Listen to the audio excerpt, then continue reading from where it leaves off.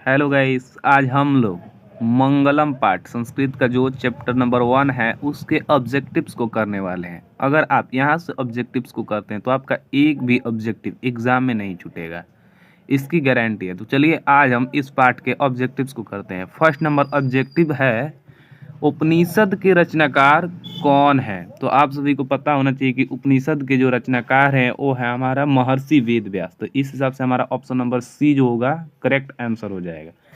चलिए अब अगले क्वेश्चन पर चलते हैं। तो अगला क्वेश्चन है हमारा, मंगलम पाठ के रचनाकार कौन है? तो क्वेश्चन नंबर 2 है, मंगलम पाठ के रचनाकार कौन है? तो मंगलम पाठ के रचनाकार भी जो है हमारा महर्षि वेद व्यास ही है। तो इसका भी ऑप्शन सी जो होगा करेक्ट आंसर हो जाएगा। चलिए अब अगले क्वेश्चन पर चलते हैं। तो जो हमारा 3 नंबर क्वेश्चन है गाइस, क्वेश्चन नंबर 3 है, मंगलम पाठ में कितने मंत्र संकलित है? तो आप सभी को भी पता होगा कि मंगलम पाठ जो है उसमें 5 मंत्र संकलित है। तो हमारा क्वेश्चन जो होगा सी करेक्ट आंसर हो जाएगा। चलिए अब नेक्स्ट क्वेश्चन पर चलते हैं। अगला क्वेश्चन है, अणु से भी छोटा क्या होता है? तो यह भी एक सिंपल सा क्वेश्चन है, अणु से भी छोटा आत्मा होता है। तो ऑप्शन बी जो है हमारा करेक्ट आंसर है। चलिए अब अगले क्वेश्चन पर चलते हैं। नेक्स्ट क्वेश्चन गाइस, हमारा जो नेक्स्ट क्वेश्चन है वह है कि किसकी जय होती है? तो इसमें ऑप्शन नंबर ए है सत्य, बी असत्य, सी क्रोध, डी मोह। तो हमारा ऑप्शन ए जो है वह करेक्ट आंसर होगा क्योंकि सत्य की जय होती है। तो ऑप्शन ए है जो हमारा करेक्ट आंसर हो जाएगा।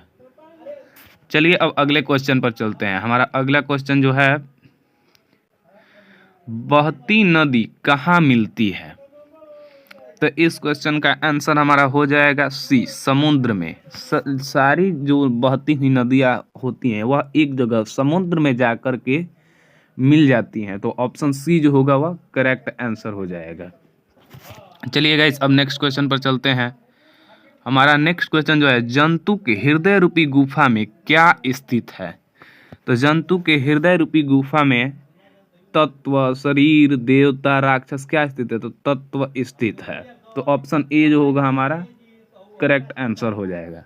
गाइस चलिए अब नेक्स्ट क्वेश्चन पर चलते हैं। हमारा नेक्स्ट क्वेश्चन जो है, ब्रह्मा को प्राप्त करने के विषय में क्या बताया गया? क्वेश्चन है हमारा, ब्रह्मा को प्राप्त करने के विषय में बताया गया है।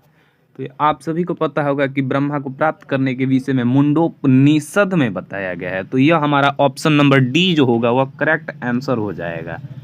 चलिए गाइस अब नेक्स्ट क्वेश्चन पर चलते हैं। हमारा नेक्स्ट क्वेश्चन जो है 9 नंबर यह है, देवलोक का मार्ग किससे प्रशस्त होता है या किससे प्राप्त होता है? देवलोक का मार्ग किससे प्राप्त होता है? तो इसका जो हमारा सही आंसर होगा वो होगा ए, सत्य से। क्योंकि देवलोक का मार्ग जो होता है ऋषियों द्वारा बताया गया कि सत्य से देवलोक का मार्ग प्राप्त होता है। तो ऑप्शन ए करेक्ट आंसर हो जाएगा।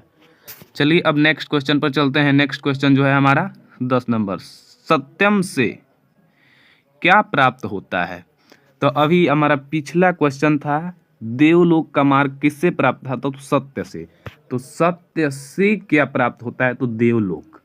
तो हमारा ऑप्शन सी जो होगा वह करेक्ट आंसर होगा। चलिए गाइस अब अगले क्वेश्चन पर चलते हैं। अगला क्वेश्चन है 11 नंबर, मृत्यु को वश में कौन कर लेते हैं?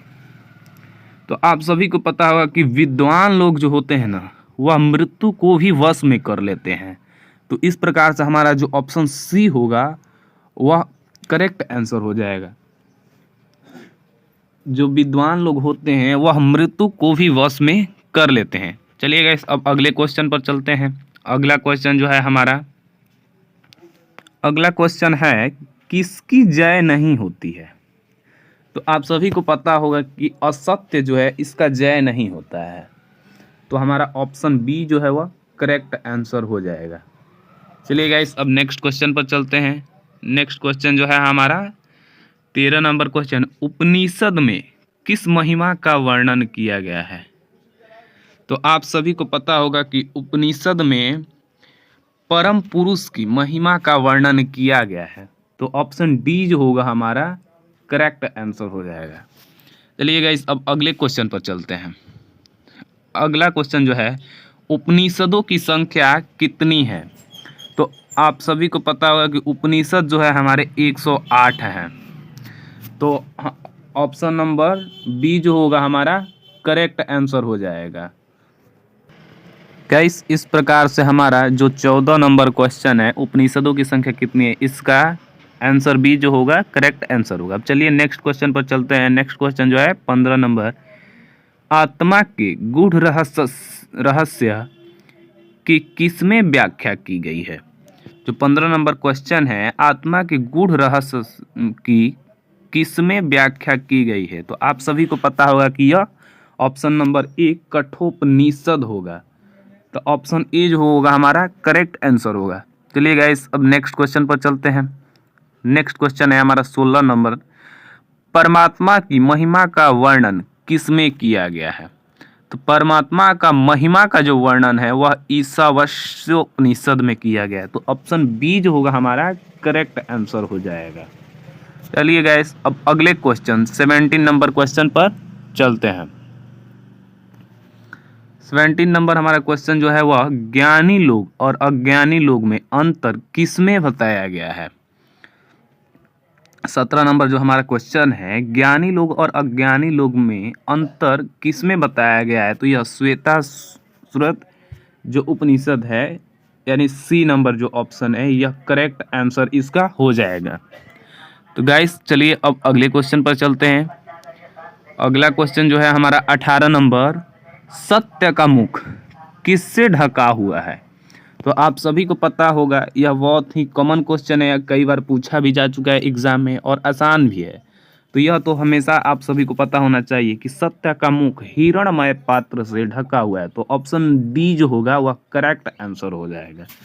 चलिए गाइस, अब अगले स्लाइड पर चलते हैं। अगला क्वेश्चन जो है हमारा, सत्य का खजाना कहाँ है? तो आप सभी को पता होना चाहिए कि सत्य का खजाना देवलोक में है, जिससे सत्य व्यक्ति बोलकर देवलोक का प्राप्ति भी कर लेता है। तो जो हमारा सत्य का खजाना है वह देवलोक में है। तो हमारा ऑप्शन सी जो होगा वह करेक्ट आंसर हो जाएगा। इस प्रकार से गाइस, यह हमारा लास्ट क्वेश्चन था। आज इतना ही क्वेश्चन करेंगे।